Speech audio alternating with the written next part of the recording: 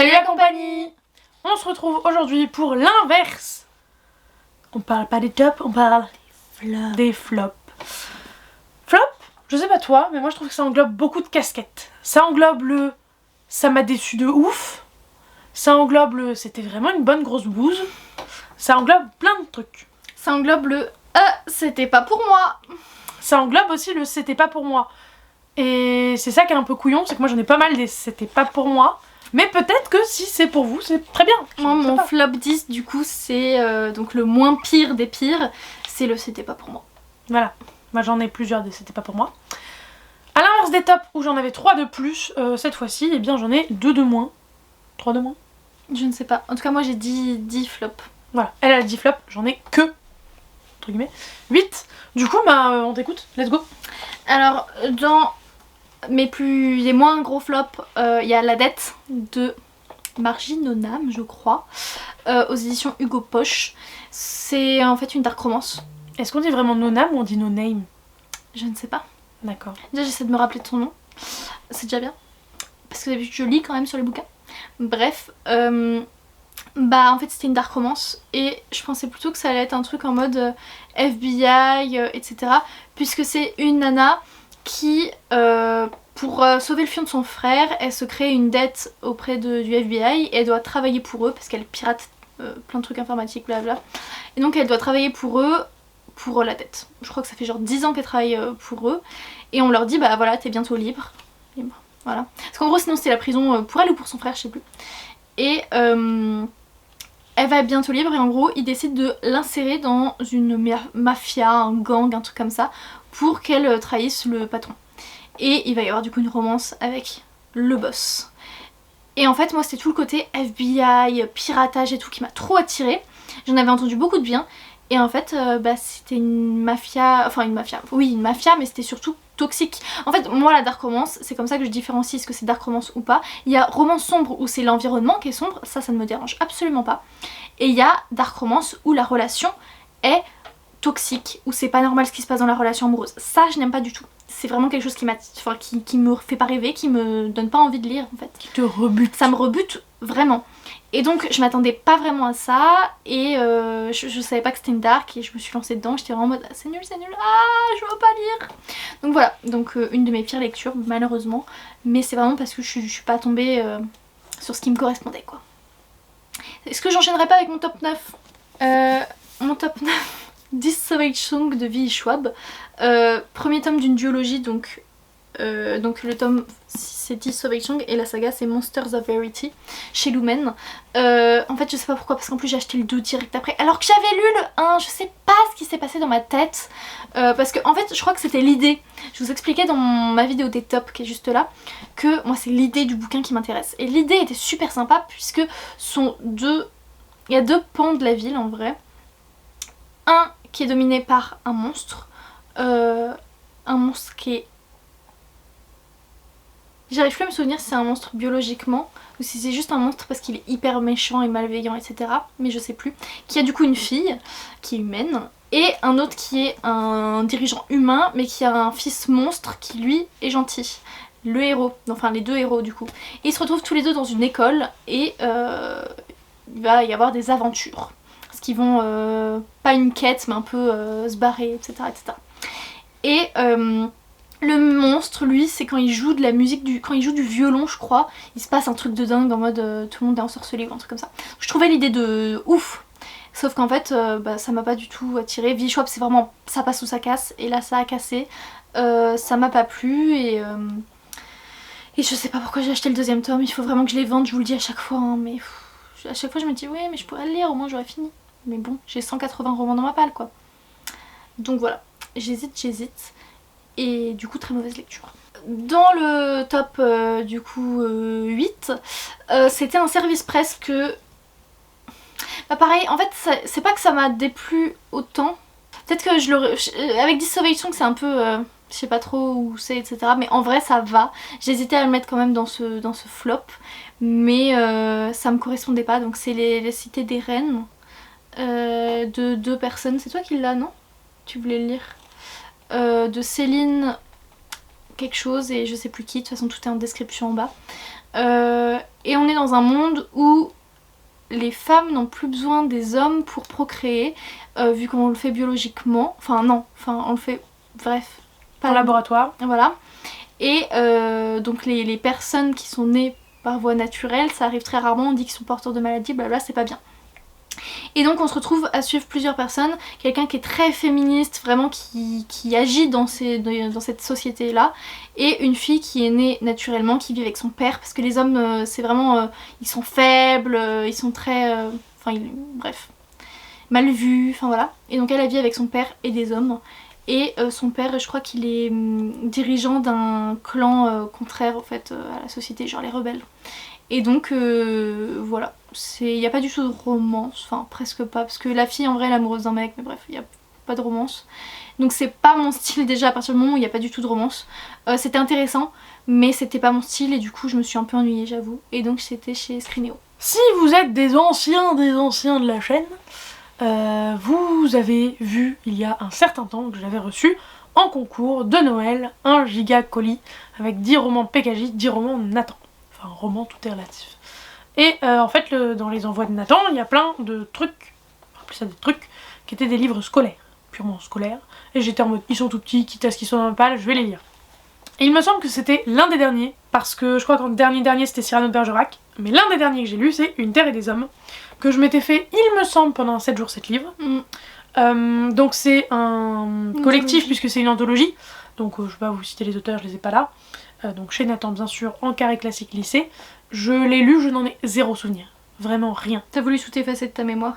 Non, c'est pas que j'ai voulu effacer, c'est que... Enfin, c'est pas que j'ai pas vu d'intérêt non plus, mais j'ai vraiment eu l'impression de retourner en classe et de devoir lire des bouts de corpus et des bouts de texte et de machin, et ça m'a pas intéressé quoi. Donc je l'ai lu pour dire que je l'avais lu, pour pouvoir le virer de ma palle, parce qu'il faisait 140 pages, mais j'en ai rien retenu. Zéro souvenir, pas un intérêt particulier, pas un désintérêt ou un dégoût particulier, juste le néant. Maintenant pour moi tout est ex aequo parce que tout était vraiment mauvais. Mauvais dans mes goûts. Voilà, c'est pas l'écriture qui est mauvaise, la preuve il y en a qui ont été vraiment appréciés, mais chez moi ça n'a pas passé. Elle dit qu'il y a des trucs qui ont été plébiscités. Voilà, commençons par le plus plébiscité, Captive de Sarah Vance, aux éditions BMR. Ah bah oui. Je l'ai écouté sur Nextory. T'as saigné les oreilles. La voix en plus c'est vraiment pas ouf. Mais en fait je voulais comprendre ce phénomène et le lire sans l'acheter, parce qu'il est gros quand même, hein. Donc sans le lire, mais en écoutant par exemple en travaillant ou en étant en voiture, tout ça. Et bon, Captive, j'ai pas besoin de vous expliquer, une meuf qui est captive, de l'arc romance, avec H. Bref. D'ailleurs il y a pas... Du coup, qu'est-ce que j'allais dire ? Captive c'est nul. Captive c'est nul, ça ne m'a pas du tout plu. J'ai pas compris. Donc oui, je voulais dire qu'il n'y avait pas de scène érotique. On peut penser, mais en fait pas du tout. Il n'y en a pas une seule je crois. Il y a peut-être des morceaux mais c'est pas vraiment... Peut-être dans la suite je crois, mais pas dans le premier. Peut-être dans le 2, mais pas dans le 1. Il n'y a pas du tout de scène érotique. Donc pour une maison d'édition érotique, enfin de romance érotique. Par contre de la violence mon gars. Oui, la main sur la plaque, tout le monde en a entendu parler. Hein. Bref, Captive, je crois que je vous ai peut-être oublié de vous en parler en update parce que je l'ai pas physiquement, donc c'est hyper dur de me rappeler que je dois vous le chroniquer. Donc je sais plus si je l'ai fait, si je l'ai pas fait, mais bref, ça a été une très mauvaise lecture. J'ai pas du tout aimé, j'ai pas compris le phénomène, j'ai pas compris pourquoi des gens aimaient, j'ai pas compris pourquoi c'était une douce dark romance. Enfin, j'ai vraiment pas compris comment elle pouvait genre tomber amoureuse. Tout m'a paru ridicule, c'était une très mauvaise lecture et j'ai pas compris et ça m'a rendu colère. Voilà, ça m'a rendu colère. Le premier était là par désintérêt total, celui-ci c'est un peu le même goût. C'est pas pour moi. C'est pas pour moi. Alors il y a un marque-page dedans parce que littéralement c'est pour ma mère. Enfin c'est à ma mère, je lui ai offert à Noël. Parce que elle c'est ses goûts, voilà, pas moi. Et elle arrête pas de me dire qu'il est très bien. Donc les goûts et les couleurs. Les goûts et les couleurs. Donc Veillez sur elle de Jean-Baptiste Andrea aux éditions L'Iconoclaste, prix Goncourt et prix Fnac. Ouh. Moi j'ai eu à le lire justement parce qu'il est prix Fnac et que j'étais vendeuse du rayon en question à ce moment-là. Youpi, je m'en serais bien épargnée. Bref. Donc on suit Mimo qui veut être sculpteur sauf qu'il est pauvre. Et on est dans l'Italie juste avant le fascisme, juste avant la Seconde Guerre mondiale, tissa. Et Le contexte historique, j'en avais rien à péter. Le fait que Mimo voulait être sculpteur, ça aurait pu être intéressant, ça avait été un tant soit peu détaillé, mais ça l'est excessivement peu. Mimo a une particularité que je tairai ici, parce que, autant pas vous spoiler, on la découvre vite, mais bon quand même. J'aurais bien aimé qu'elle soit beaucoup plus exploitée, ça n'a pas du tout été le cas, c'était pas du tout le centre d'intérêt du bouquin. Il va passer son temps à tourner autour de Viola, qui est une autre meuf qui, elle, est à l'inverse. Exactement. Elle est à l'inverse, elle est très friquée, elle est une fille de bonne famille, mais c'est une femme, donc il y a plein de trucs qu'elle ne peut pas faire, et elle en a le seum, parce qu'elle est très intelligente. Et du coup, on va les voir pendant tout le bouquin se tourner autour. Je vous dis pas s'ils finissent ensemble ou pas, parce que c'est du roman, enfin c'est de la littérature blanche, pas de la romance, donc la question se pose. C'était pas pour moi. Juste, j'ai pas compris l'intérêt de 600 pages, je crois. J'ai pas compris l'intérêt de ces presque 600 pages pour ça, quoi. Enfin, j'ai pas saisi le délire. Mais que ce soit le contexte historique, le féminisme historique, entre guillemets, que ce soit le côté sculpteur, tout intéresse ma daronne. Enfin, donc, ça me surprend pas qu'elle aime, quoi. Mais moi, j'ai pas compris. Ça n'a pas collé. Non. Là, je vous présente une duologie, mais j'ai que le premier tome, enfin, j'ai les deux sous la main, mais ils sont lourds. Donc Six of Crows de Laïc Bardugo, aux éditions Milan. Très plébiscité là aussi. Oui, très publicité, une duologie. J'ai persisté en essayant de lire les deux. J'ai abandonné à au moins 150 pages du deuxième tome, mais il en fait genre 600. Donc j'ai lu le premier tome, mais en fait c'est vraiment pas mon truc. Donc vous avez dû voir peut-être la série Shadow and Bones. C'est aussi ici un spin-off de Grisha. On suit une bande de voleurs et leurs péripéties, donc ils veulent sortir quelqu'un de prison, ils veulent il y a une drogue qui se répand dans la ville et tout est un peu sombre, blablabla. Il y a trop de noms de villes, de personnages, de ci, de ça, tu comprends rien, on t'explique pas le monde, on t'explique pas les pouvoirs, on t'explique rien. Enfin tout est incompréhensible, je trouvais qu'en plus il se passait pas grand chose, je m'attachais pas aux personnages, enfin vraiment j'ai pas compris. J'ai trouvé la série très bien. Surtout la saison 2 que j'ai beaucoup aimé. Mais les livres, et c'est pour ça que j'ai lu le 1, je me suis dit c'est nul, mais je persiste, tu vois, je veux comprendre. Donc je commence le 2 et là j'ai fait c'est bon, je l'abandonne, hein, c'est vraiment pas mon truc. Donc là je vous les mets en vente. Toujours Vinted, toujours par l'info. S'ils sont pas sur mon Vinted, c'est qu'ils ont été vendus entre temps. Mais je les mets ce soir, j'en ai marre. Voilà, Six of Crows était vraiment nul, j'ai pas compris, désolée. Moi je fais deux petits apartés sur Six of Crows. J'ai tenté de les lire moi bien avant que la série ne soit ne serait-ce qu'en production. Et déjà à l'époque j'avais dit que c'était de la merde, parce qu'on ne comprenait rien. Donc vous voyez, hein, ça fait écho. Sachant que pour moi c'était, j'imagine, encore pire, puisque j'avais même pas la série sur laquelle me baser. Donc au moins ça m'a beaucoup aidé. Hein. De rien. Donc j'avais déjà dit que c'était nul, voilà. Et ensuite, deuxième point, je pense, pour ceux qui suivent mes vidéos saga, je crois que je vous l'ai déjà dit dans une autre vidéo mais je sais plus laquelle, que je vais enfin être réaliste avec mes séries et qu'il y en a plein que je vais catégoriser comme étant abandonnées, et je pense que Six of Crows et Grisha vont en faire partie parce que j'ai pas envie de lire la suite. Faut se rendre à l'évidence. Six of Crows vraiment j'ai pas aimé, et Grisha j'ai bien aimé mais sans plus, et j'ai déjà beaucoup trop de séries en cours qui m'intéressent, donc en fait celles qui m'intéressent pas elles vont dégager, c'est tout. Salut. Premier livre dont je n'ai pas physiquement le bouquin. Et là je ne l'ai jamais eu, je ne l'ai pas revendu, je ne l'ai jamais eu. Donc on vous le met là, mais il est très difficile de se le procurer en physique de toute façon en France, donc c'est pas de ma faute. Le suspense c'est insoutenable. T'as vu Tellement insoutenable qu'elle en éternue.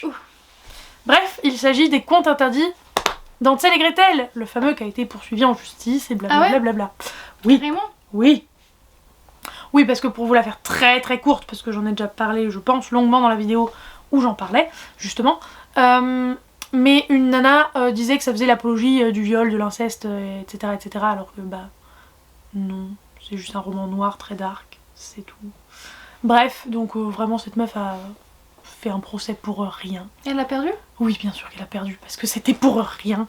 Et que non, l'auteur ne fait pas l'apologie de ce genre de choses, niais. On est sur une réécriture donc du conte d'Hansel et Gretel en version extrêmement dark, c'est un conte interdit. Et je le mets là parce que c'était vraiment de la violence gratuite, sans justification, sans explication, c'était juste... Ouais, je sais pas... Viens, on fait faire des trucs affreux à des enfants, viens, on fait subir des choses affreuses à des enfants, mais... c'est tout, quoi. L'horreur. Enfin, de l'horreur pour de l'horreur, ça m'intéresse pas. S'il y a un sens, s'il y a une réflexion derrière philosophique ou une réflexion tout court derrière, d'accord? Alors vraiment non, j'ai pas compris. Voilà, Très bien. Nos cœurs meurtris de je ne sais plus qui. Aux éditions... Machin Wallerland. Tess, non? Peut-être. Aux éditions Prisma. C'était une édition que j'ai jamais eu de bouquin de chez eux. Bref, j'avais lu le livre parce que... Enfin, j'avais acheté et lu le livre. Parce que j'ai adoré le film Nos cœurs meurtris. Genre vraiment adoré. Et du coup, je voulais lire le livre. Pour avoir plus d'infos, tout ça. Bref, c'était nul. Vraiment nul. On est sur une histoire d'une nana qui travaille dans un bar. Elle chante aussi, du coup, genre on lui dit bah tu travailles dans le bar mais t'as le droit genre un soir par semaine où tu peux chanter et tout, bref. Son rêve c'est de devenir chanteuse. Sauf que elle se découvre un diabète je crois et peut plus payer les médicaments. Pas ou plus. Et elle entend parler des militaires qui viennent de débarquer dans le bar, dont un de ses amis de longue date qu'elle avait pas revu depuis des années. Et en fait il y a un moment... je sais plus, elle trouve une brochure, mais en gros elle apprend que les femmes de militaires ont beaucoup d'argent pendant que eux vont en mission. Et du coup elle va proposer à son ami de se marier, sauf que lui en fait va demander sa fiancée, enfin va demander sa copine en fiançailles. Et du coup bah il fait bah non je suis désolée, sauf que un des mecs du groupe l'entend parler et du coup il fait ok bah écoute moi j'ai besoin d'argent, je veux bien t'épouser. Et du coup il doit de l'argent et donc il se marie, donc fake dating mais mariage arrangé, mais bref un mélange des deux, fake mariage. Bah pour le fric clairement et du coup tu retrouves les deux persos où le mec part à la guerre et ils s'échangent un peu des lettres, où ils se voient en visio et tout et dans le film c'est trop beau parce que bah, tu les vois tomber amoureux. Il y a une des chansons, c'est une de mes chansons préf parce que je l'aime beaucoup trop, j'adore l'actrice en plus, enfin bref. Mais le livre c'était juste je suis à mourir, j'avais l'impression qu'il se passait rien, qu'il y avait des détails de trucs dont tu te battais les steaks, j'étais vraiment en mode mais pourquoi on écrit là-dessus. Enfin bref, donc vraiment je vous conseille le film et je vous déconseille le livre. On continue dans ces livres que je n'ai plus. La monteuse nous hait actuellement. Bref, donc Les couleurs d'Alice's Drawing aux éditions aucune idée. Belle édition. Oui, je les aime beaucoup ceux-là. Je l'ai acheté, je l'ai commencé, je l'ai... Jamais fini. Jamais fini, oui c'est sûr. J'étais en train d'hésiter à dire détester, pas détester, j'en sais rien. Et je l'ai rendu à la Fnac. Voilà. Ah oui c'est vrai. Oui, bah clairement ça m'arrive tellement rarement de lire un livre dans la foulée de l'achat que ça m'arrive rarement de pouvoir faire ça. Mais là pour le coup, j'ai pu le faire. Donc, qu'est-ce qui se passe avec Les couleurs? On est avec une héroïne de genre 12 piges qui le jour de son anniversaire... Non je crois que justement elle est censée être plus vieille que ça. Anyway, le jour de son anniversaire se réveille et quoi? Qu'a-t-elle? Une mèche de cheveux violettes. Mais qu'est-ce que c'est que cette affaire? Et elle va découvrir qu'en fait, ça veut dire qu'elle a des pouvoirs magiques. Waouh! Et elle va le dire à son daron déjà au début en mode ah papa c'est quoi ce bordel? Et quand elle va vouloir aller à l'école je crois, il va y avoir des flics devant en mode ouais on a entendu que votre fille elle a une mèche violette. C'est quoi ce beans? C'est un peu ridicule la manière dont tu le fais, j'adore. Je fais exprès. Et du coup elle va fuir dans la forêt. Non, faut fuir les méchants. Ah là là, fuyons. Les méchants. Oui, il y a des méchants policiers, c'est des méchants. Fuyons dans les bois. Et là il y a un autre type qui a une couleur. Je crois qu'il a une mèche rouge, ouais. Oh oui. Il a une mèche rouge et il Parce que lui sauve les viril. fesses. Oui, bien sûr. Il lui sauve les fesses et il l'amène dans une baraque où en fait ils sont 3 ou 4 à avoir chacun une mèche de cheveux différente. Wow. Et en fait, le truc, elle apprend que toutes les personnes aux mèches comme ça, ils ont des pouvoirs, et ils sont pourchassés, etc. Ça ressemble vraiment à un copie de plein de trucs, mais... Oui, et c'était mauvais. Voilà. Et qu'est-ce qui était mauvais? De base, je l'ai pris parce que ça avait l'air d'être un truc jeunesse, genre 9-10 ans, pipou et tout, avec des jolies couleurs. C'est un peu comme Strawberry Moon et tout, vous voyez, où il y a des planches de BD régulièrement dans le roman. J'étais en mode chouette, ça va se lire vite, ça a l'air mignon, machin. C'était un ramassis de stéréotypes. Oh, mon Dieu. Et ça me fait donc signifier, donc ça c'est un peu dans la catégorie c'était horrible et en même temps dans la catégorie c'était pas pour moi. Il y a des livres jeunesse qui sont faits pour tout le monde, il y a des livres jeunesse qui sont faits pour la jeunesse. Et là, je sais pas si ça marche avec les ados ou les enfants. Là ça ne marche avec si personne. Si vous êtes adulte, ça ne marchera pas. Voilà. Nous en librairie, il est à partir de 13 ans. 10 c'est bien. Mais c'était mauvais. j'ai pas pu le finir. Alors qu'il est tout petit, hein. Mais en fait, je me suis dit, ça sert à quoi de te forcer? Il te fait pas plaisir. Et si ça te prend trop de temps, tu pourras pas le rendre. Bien. Donc voilà, je l'ai rendu et j'ai dit salut. Bye bye. Dernier livre que je n'ai pas sous la main, je crois, Gods of Men de Barbara Kloss aux éditions Rivka. Oui. C'était le premier tome. Mais dis donc, Quoi? ne t'avais-je pas prévenu? Si. Ah bah, Mais je pense que ce qui a aussi gâché mon expérience de lecture, c'est que je l'avais pas en papier et que je l'avais en numérique et que j'ai vraiment du mal à lire en numérique. Vraiment. Pour le coup, c'est sur mon téléphone en plus quelque chose qui me plaît pas du tout.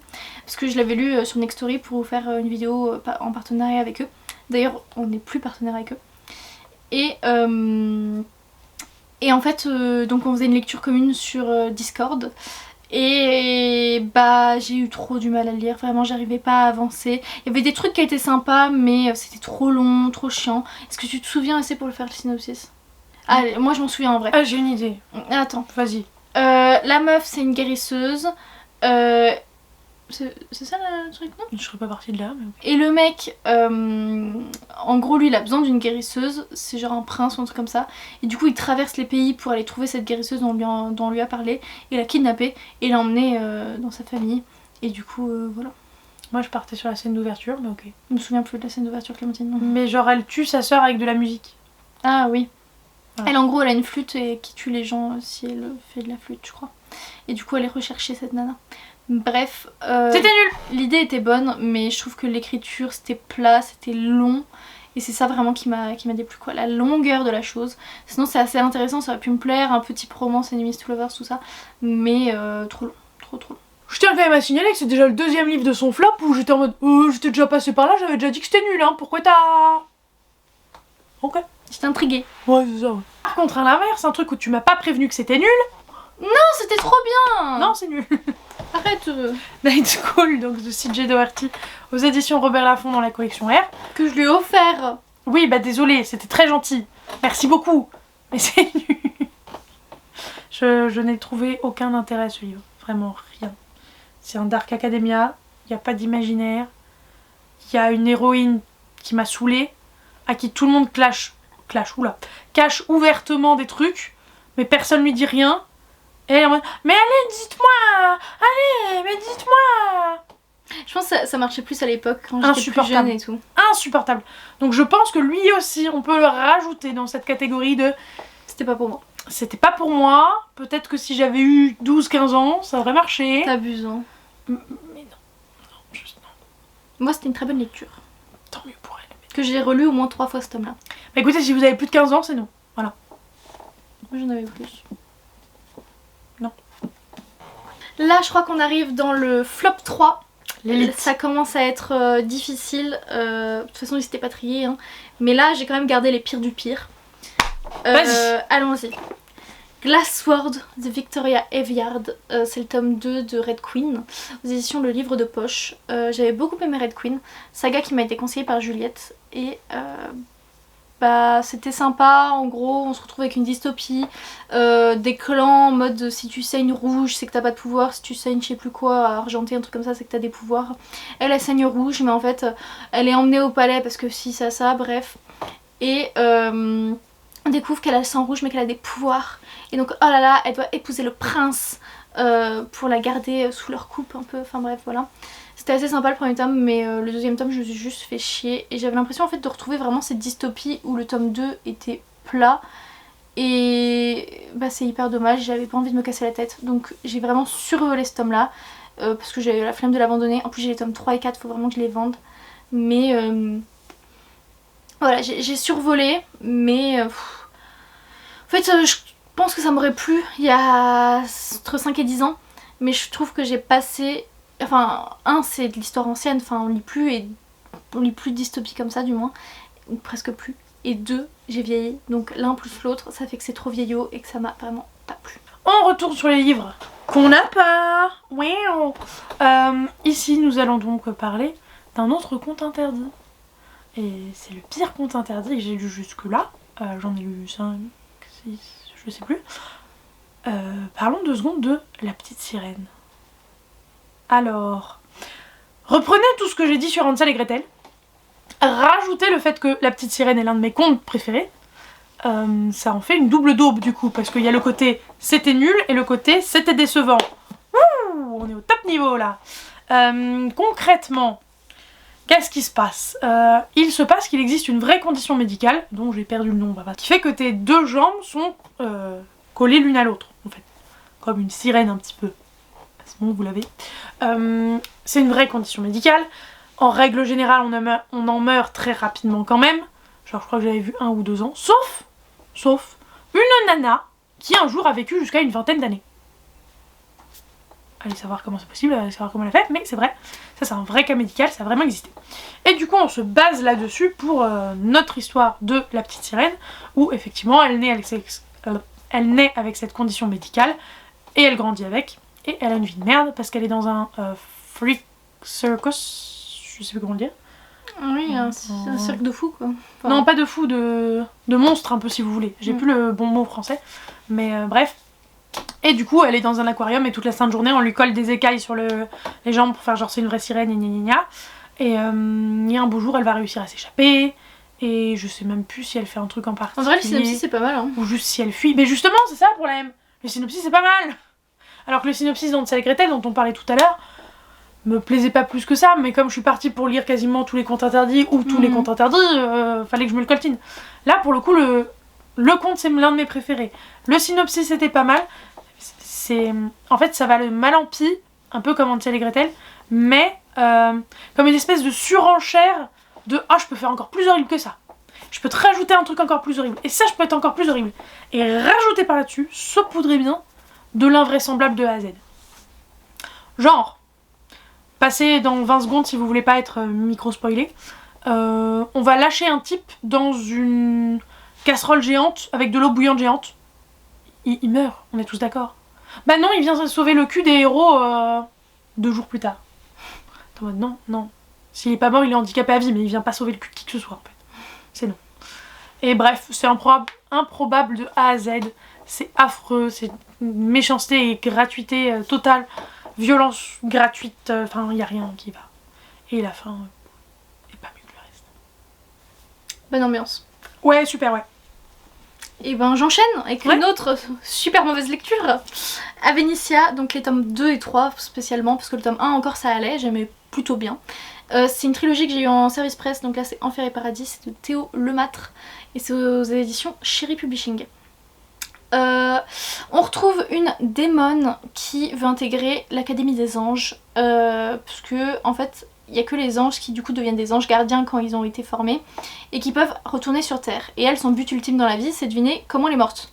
Parce qu'elle sait pas comment elle est morte, parce que du coup quand t'es morte t'es un ange ou un démon, je crois que c'est comme ça que ça se passe. Et elle veut savoir ce qui lui est arrivé. Donc son seul objectif c'est de devenir ange gardien, enfin démon gardien, démon d'ange gardien, pour deviner ce qui lui est arrivé. Donc elle galère sa mère mais elle arrive à rejoindre l'académie. Et enfin je trouvais que c'était nul un peu tout ce qui se passait, genre vraiment... Il y a les anti-héros, les gentils, et puis elle fait ci, et puis elle fait ça.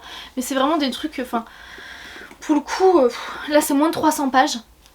Mais je suis désolée, hein, je suis vraiment désolée dans mes mots, mais c'est pour moi vraiment nul. Rien n'est logique. En plus il y a du sexe qui est intégré dans les 2 et 3, où la fille elle se met en couple avec un mec qui... immonde, qui est atroce, enfin, rien ne va, vraiment rien ne va, rien n'est logique, rien n'est bien écrit, c'est vraiment nul, mais de chez nul de nul. Donc, non, atroce. Je sais plus en fait si j'avais réussi à dire que c'était nul sans le dire aussi méchamment parce que c'était un service presse, mais plus le temps passe et plus je suis en mode oh là là mais c'était vraiment horrible. Parce que quand j'étais encore dans le truc j'essayais de me convaincre que c'était quand même pas si terrible que ça, mais si ça l'était. Le premier tome était bien, hein, ça allait, mais la suite vraiment un truc de gamin mal écrit et enfin alors que c'est censé ne pas être un truc de gamin parce que parfois c'est vraiment cru et tout, je crois qu'il y avait une scène de pipe et tout, j'étais vraiment en mode oh se calme. Enfin bref. Avant qu'on passe à autre chose, moi je tiens juste à préciser que j'avais lu un autre livre de l'auteur chez Chéri Publishing qui était une romance de Noël et bah écoute ça allait hein. Je sais pas si là c'était pas pour moi ou si j'arrive pas à analyser mon dégoût, c'est un peu fort, mais mon non-amour sur ce livre. On va parler de L'Attrape-Cœur de J.D. Salinger aux éditions Robert Laffont dans la collection Pavillon Poche. C'était mauvais, allez hop. Non, je peux pas dire c'est mauvais parce que c'est un pilier de la littérature. Alors, je sais pas si moi, de ma petite expérience, je peux me permettre de dire c'était nul, allez hop, salut. C'est un peu compliqué. C'est connu pour être le premier livre young adulte jamais écrit. De base, il n'y a pas de synopsis. L'avant et l'arrière, c'est la même chose. Zéro synopsis, zéro résumé. Je me suis plongée dedans en ne sachant rien du tout. En ce qui concerne l'histoire, peut-être que si j'avais eu le résumé, j'y serais allée un peu moins joyeusement. On suit un héros qui, on va le comprendre très vite, est neuroatypique. Il est neurodivergent, clairement, mais on sait pas ce qu'il a. Surtout que pour l'époque, je sais plus quand il a été écrit, mais on n'utilisait pas le mot neurodivergent. Date de 45, donc ouais, non, neurodivergent, on savait pas ce que c'était. On est de son point de vue à lui, on est dans sa tête à lui, donc vraiment ça se sent dans l'écriture. Et pour ça, je ne peux que saluer l'auteur, parce que vraiment c'est très très bien fait. Mais un héros tête à claque qui m'a sorti par les trous de nez, il va se mettre à fuir son internat parce qu'il s'en est fait virer, je crois. Je sais plus s'il s'en est fait virer ou juste il a décidé moi je me casse. Il fugue. Et en fait le truc c'est que toute l'histoire, qui est pas très épaisse, tient en genre 2 ou 3 jours, où il fugue, mais il veut pas dire à ses parents qu'il s'est fait renvoyer, je crois. Enfin, ou qu'il a fugué, je sais plus. Et il va prendre toute sa mini fortune et va la dépenser dans des trucs débiles, genre des putes et de l'alcool, littéralement. Non, vraiment, il y a un truc avec lequel j'ai beaucoup de mal dans la vie, comme dans les bouquins, c'est tous les personnages qui ont des addictions. Et je parle pas des addictions à acheter des cartes Pokémon, ok? Je vous parle des vraies grosses addictions, alcool, drogue, je ne sais quoi d'autre. Ça m'horripile. Bah là, en fait, ça traite quasiment que de ça. Ça traite d'un ado qui, je sais pas exactement qui il est, où il va, d'un ado qui est obnubilé par la mort de son petit frère, je crois, mais qui pousse pas assez ses réflexions sur le sujet. Enfin, soit c'est pas moi qui ai bien lu entre les lignes, c'était français ce que je dis, je sais plus, soit je voyais pas l'intérêt de ce livre et ça m'a déçu et le personnage était tête à claque, bref. C'est pas un conseil quoi. Le dernier pour ma part, je pense que c'était le pire honnêtement. Pain perdu et Bachata de Julia Bru, ou Brou, je sais pas comment ça se dit, chez J'ai lu. C'est triste parce que c'est une copine qui me l'a donné, mais bah j'ai pas compris le principe, j'ai pas compris je suis passée à côté. Une nana qui lâche tout pour aller en République Dominicaine aider sa copine qui a monté un resto et je ne comprenais rien. Il y a un mec qui intervient, je savais pas s'il avait 8 ou 50 ans. Genre j'avais aucune idée si c'était un gosse, un vieux pervers, si ça allait... Je comprenais rien. Au final c'était un gosse je crois. Après il y a quelques mecs qui interviennent, mais même s'il y a des soupçons de romance, mais c'était vraiment cringe, enfin rien n'allait, tu t'ennuies, tu sais pas pourquoi on est là. C'est un peu genre un tranche de vie, mais tranche de vie, genre j'étais vraiment en mode quel est le but, quel est l'objectif, je ne comprends pas. Et oui non j'ai pas compris. Et surtout que, enfin non, c'est une française, mais voilà, pour moi c'était vraiment nul. J'ai pas compris. Donc lecture que j'ai détestée, que j'ai lue cet été, 350 pages de... Mais c'est quoi ça? Pourquoi? Je voudrais un petit résumé d'un autre genre de ta part, avant qu'on passe à mon flop numéro 1. Est-ce qu'il y a des livres parmi tout cela que t'as abandonné du coup? Oula, alors attends. Reprenons la liste. Six of Crows 2. Oui, ça tu nous l'as dit du coup. Et non, je suis allée au bout de tout. Il y en a où je suis allée plus en diagonale, j'ai sauté peut-être des trucs et tout, mais je suis allée au bout de tous. Je viens de dire qu'il y en avait un, non? Il y en a un, Six of Crows. Ah oui, Six of Crows 2, mais j'ai lu le 1. Voilà. Est-ce que on peut savoir pourquoi tu pousses alors que tu vois que c'est nul? Parce que soit je suis déjà à la moitié, soit je me dis pas quitte à avoir lu, enfin pour avoir le dénouement, enfin ça dépend.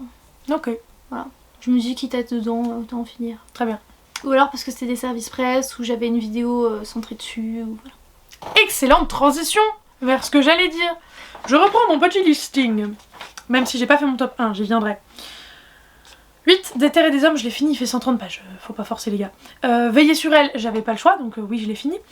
Conte interdit d'Hansel et Gretel, c'est un premier tome de suite, donc je voulais finir pour pouvoir lire les autres, parce que je veux tous me les lire. Les couleurs, un abandon, vous l'aurez vu. Night School, un abandon, vous l'aurez vu. La petite sirène, je pense que j'avais de l'espoir en fait. Je pense que c'est ça aussi qui a été rude, c'est que j'avais de l'espoir jusqu'au bout, que c'est un sens, qu'il y a une logique, que ça aille quelque part. Non. L'attrape-cœur, je l'ai lu jusqu'au bout pour... Pareil, il était tout petit, je l'avais emmené en vacances, donc est-ce que... Enfin, si je l'avais abandonné, ça m'aurait peut-être mise dans la mouise niveau quantité de livres fournis. Et il fait partie de ma fameuse affiche dont je vous parle très régulièrement, des 50 livres à lire dans une vie. Donc je voulais l'avoir lu jusqu'au bout. Et enfin, mon top que j'ai aussi lu jusqu'au bout dans la souffrance, Une couronne de lierre et de verre, de Claire Legrand, aux éditions Olympe. Tellement de trucs à vous dire sur ce livre. Alors, je l'ai eu en service presse. C'est pour ça que j'ai poussé la lecture jusqu'au bout. Sinon, croyez-moi bien, j'aurais abandonné très vite. Quels sont ces problèmes? Déjà, c'est de la merde trop épaisse. Pardon, excusez-moi. Écrit tout petit. Écrit tout petit, avec une mise en page lambda, mais bon, pas des grosses marges quoi. Bref, donc ça c'est le truc numéro 1. Truc numéro 2, l'univers est très intéressant. Et vous me dites, bon, ça va alors, de quoi tu te plains? Sauf que l'héroïne et le love interest sont à chier. Vraiment. Insupportable. Et il m'a fait ça, il s'est passé ça, et personne ne m'écoute. Heureusement qu'on peut pas traverser les pages parce que je peux te dire qu'elle aurait fini avec 2 traces de mes mains sur ses 2 joues. Je crois qu'il y en a une qui est énervée là-bas. Oui, très fort. Genre, je sais plus, il y a un moment, ils ont casé une scène de cul détaillée. Désolée de dire les choses crûment comme ça, mais c'est comme ça. Alors que clairement, il y avait des enjeux beaucoup plus importants que ça. Et t'es en mode, mais non. Juste non. Non. Non, non, non, non. Il n'y a rien qui va. Vraiment, il n'y a rien qui va. Ça a été une souffrance de A à Z. C'est un premier tome de série. Je pense que je n'ai pas besoin de vous dire que ça sera le dernier en ce qui me concerne.